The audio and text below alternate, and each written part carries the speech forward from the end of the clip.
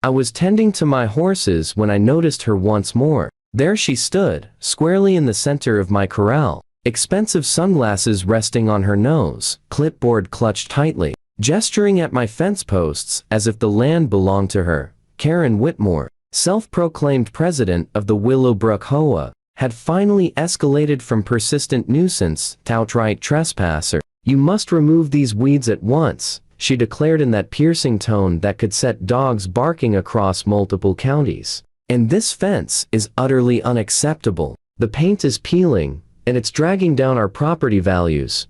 I drew in a slow breath, reminding myself that losing my temper and facing charges wouldn't solve anything. "Karen, for the 100th time, this is my land. You're trespassing. The HOA has zero jurisdiction here. Now leave my corral before you upset the horses." Her cheeks flushed to the shade of a ripe tomato. "Don't you dare threaten me, Luke Morrison. I know my rights." With a theatrical flourish, as though drawing a gun, she yanked out her phone. "I'm calling 911 this instant. This man is menacing me with violence." I stood there stunned as she fabricated a wild story into the receiver, claiming I'd pursued her with heavy machinery and issued brutal threats. Before long, sirens wailed along the gravel road. 2 squad cars screeched to a halt, and deputies leaped out with hands hovering near their holsters. "Sir, step back from the woman and keep your hands visible," the lead officer ordered. That was my introduction to Deputy Rodriguez, and my lesson that the most vicious threats sometimes arrive in pearls, armed with clipboards rather than fangs and talons. "My name is Luke Morrison, and I've run the Double M Ranch for 15 years. I once competed on the professional rodeo circuit until a bull called Tornado rearranged my backbone in ways no surgeon appreciated. Nowadays, I breed quarter horses and prefer solitude on my 40 acres just beyond the Willowbrook development. It's prime country, tranquil, with gentle hills and a reliable stream." Or it had been Keat until builders slapped that uniform subdivision right along my eastern boundary. For 3 years straight, I've endured Karen Whitmore. She settled into one of those oversized houses and promptly maneuvered herself into the HOA presidency by vowing to spruce up the area. Evidently, that mission extended to my ranch. Even though it lies entirely outside their reach. It didn't faze Karen. She began with polite recommendations about repainting my barn in softer tones, then graduated to formal-looking notices on HOA stationery insisting I hide my weathered horse trailer from sight. I attempted courtesy. I tried disregarding her. I even showed up at one of their meetings to clarify that the rules held no more sway over my place than a paper plane in a storm. Karen merely offered that thin, pinched smile and promised to investigate. The pressure only intensified afterward. Unsigned complaints began appearing in my mailbox, griping about everything from my rooster's crowing to the supposed stench of manure. Next arrived bogus reports to the county alleging violations. The inspector grew so weary of pointless visits that he suggested I file a formal harassment claim. I wish I'd heeded him. One dawn, I discovered a landscaping team assaulting my boundary hedge with loud equipment. Karen oversaw the operation, claiming she was generously boosting my curb appeal. It required the sheriff's intervention to remove them. Even then, she behaved as though I were the irrational party. That incident prompted me to install cameras, 8 in total, positioned for complete coverage along the property line. High resolution, night capable, motion triggered, the full setup. It proved the wisest purchase I ever made, because the footage I captured next dwarfed every prior annoyance. It happened on a Tuesday afternoon when my phone began buzzing with motion notifications. I opened the live view and stared in disbelief. There was Karen, brazen as ever, strolling across my land with her ever-present clipboard. She'd progressed beyond mere fence peering. She was photographing my barn, my machinery, even the horses themselves. She spent a full 20 minutes cataloging every tractor, every haystack, every drinking trough. I backed up the entire recording to several drives. I did the same the following day when she returned, and again the day after. By week's end, I possessed enough damning video to paper the walls of her oversized home. Still, I aimed to resolve it properly, through official means. I drafted a cease and desist letter, and planned to hand-deliver it with the witness present. My neighbor Tom volunteered. He'd suffered Karen's meddling too, when she fined him over an improper mailbox color. We located her in my north pasture, actually inside the fenced area this time, snapping pictures of my compost heap. Karen, this has to end, I stated, keeping my tone steady. Tom held his phone up, capturing the exchange. You're on private property without permission. I have footage of you multiple times this week. Here's the cease and desist. Come onto my land again, and I'll file charges. That's when she completely unraveled. Her complexion shifted from crimson to deep purple, and she shrieked loudly enough to send horses galloping in the adjacent field. How dare you threaten me? I'm fully entitled to record these infractions. You're running an unlawful business in a residential zone. I'll sue you for all you're worth. I'll get this ranch shut down. She charged toward her vehicle, still hurling promises of attorneys and legal action. Tom and I watched her depart, exchanging weary glances. That woman's madder than a wet hen, Tom grumbled. We had no clue just how unhinged she was about to demonstrate.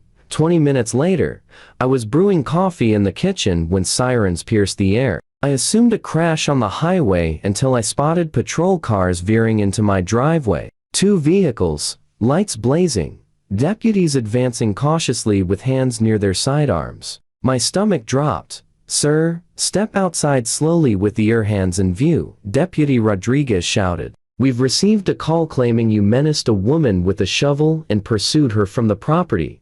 I couldn't suppress a bitter chuckle, likely not the wisest reaction. Deputy, I don't even own a shovel. I handle everything with the tractor, and security cameras cover every square foot here. Care to watch the actual events? Multiple viewpoints, clear video, full audio. My neighbor Tom was present as a witness too. The officers shared a quick look. You've got recordings of the encounter? Several angles. Crystal clear with sound. He lives just over that ridge. And I have recordings from earlier this week documenting that same woman trespassing over and over. Deputy Rodriguez eased his stance a bit. Let's see that footage. I ushered them into the house and loaded the videos on my laptop. We viewed Karen's multiple intrusions, her meticulous photographic survey of my land, and then the full confrontation from that afternoon. The sound was sharp and unmistakable, capturing every syllable of her vows to sue me and get my ranch condemned. At no moment did I hold any implement, much less pursue her with one.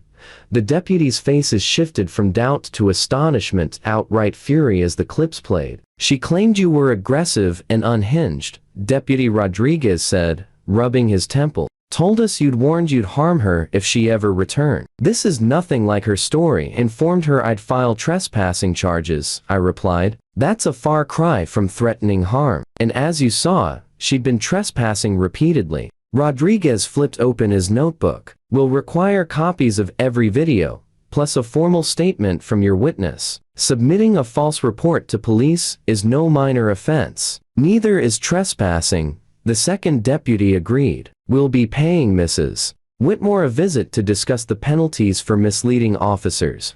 News spreads quickly in tight-knit areas. By dawn the next day, the entire Willowbrook subdivision knew their HOA president had been exposed for making a bogus emergency call. The camera evidence had transformed from legal proof to local legend as residents passed around tales of Karen's epic outburst. But anyone assuming that humiliation would force her to retreat clearly underestimated Karen Whitmore. Rather than offer remorse or withdraw, she escalated with the stubbornness of someone refusing to fold a losing hand. She summoned an emergency HOA gathering for that Saturday, distributing flyers alleging critical safety issues and demanding urgent action. Tom tipped me off after receiving his invitation and phoning right away. She's completely unhinged now, he warned. The agenda mentions enacting new sight line rules that would supposedly apply to bordering lands. She's hunting for any loophole to compel you to follow HOA guidelines. I thanked him and started making inquiries myself. It turned out several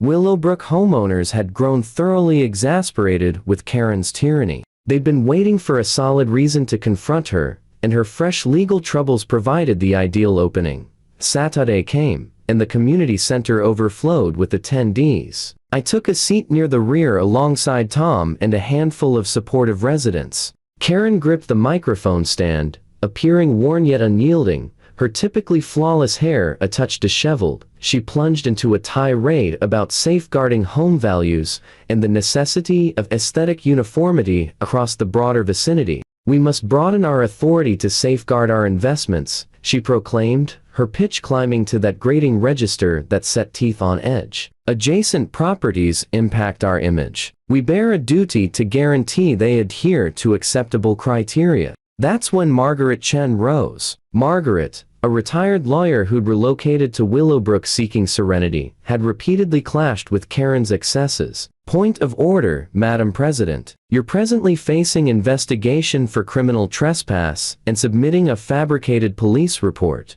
Is it appropriate for you to chair this assembly? The room exploded. Folks who'd stayed silent for years suddenly spoke freely. Accounts spilled forth of Karen's intimidation tactics, her capricious penalties, her power abuses. One person referenced the crew she'd dispatched to butcher my hedge. Another recalled her attempt to penalize a homeowner for planting the incorrect variety of blooms. I move for a no-confidence vote against our current president, Margaret declared amid the uproar. Those in favor? The reaction was thunderous. Almost every arm in the hall rose. Karen's complexion drained from flush to ashen as she grasped that her grip had slipped. Yet the assembly wasn't finished. I further moved that the HOA pursue a protective order against Karen Whitmore for the benefit of neighbor Luke Morrison. Margaret pressed on. Her conduct has tarnished our subdivision and risked legal exposure for us all.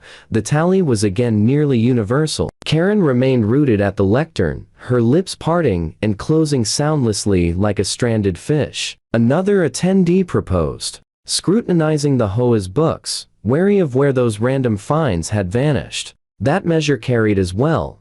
The decisive strike arrived when Richard Stevens, the association's treasurer, rose clutching the bylaws. Per Section 12, Subsection 3, any officer involved in criminal conduct that discredits the association faces automatic expulsion and penalties up to $5,000. I moved to apply this provision to Karen Whitmore based on her proven trespassing and false reporting.